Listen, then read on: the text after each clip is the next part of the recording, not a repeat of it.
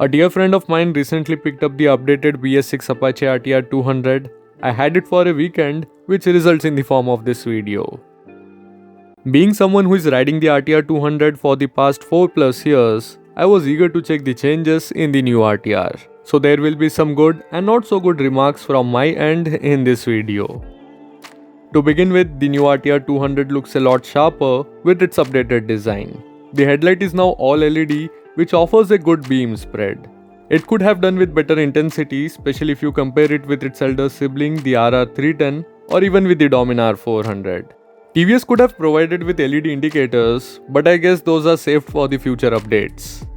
Coming to the heart of the matter, that is the BS6 engine, I am happy to report that the emission norms have failed to choke this engine away from refinement and performance. This is still one of the most refined engine in its segment that can easily cruise in the 100 km/h zone.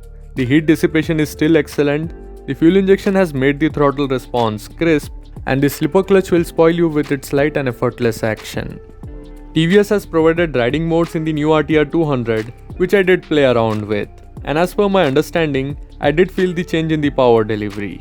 It is executed very well, but it feels unnecessary on a 20 bhp motorcycle. Having said that, I personally loved using these modes to manipulate how active I want the ABS to be. It's least interfering in the sports mode, while the ABS can become a very strict primary school teacher in the rain mode. All this brings me to the braking, which has now improved with the new master cylinder. I'm yet to check the brake pads on this one, but the feedback is definitely better. The credit also goes to the new Eurogrip Pro Torque Sport tire in the rear that gives better performance than the previous gen Remoras.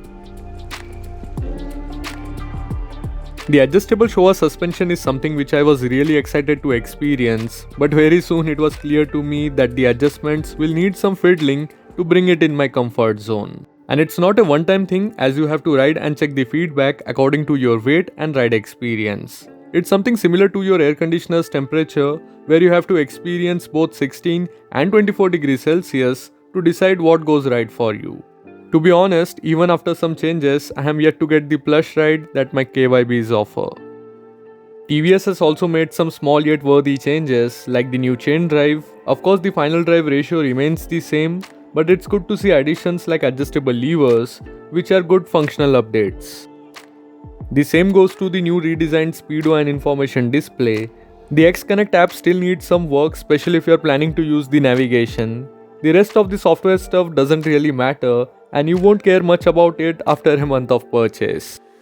With all these additions and updates, TVS has definitely raised the expectations high. But it's surprising to see that the customers' need and feedback, which were raised by more than 2 years back by customers like me for a side stand warning and a cutoff system, is yet to be addressed by the manufacturer.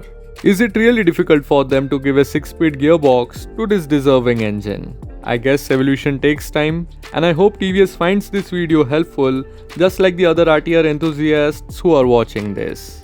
As the RTR 200 is still arguably one of the best motorcycles in the 200cc segment that can make city rides fun with no signs of overheating, and the same motorcycle can take you distance with no fatigue. So that's all for this video, and I hope you guys have liked it.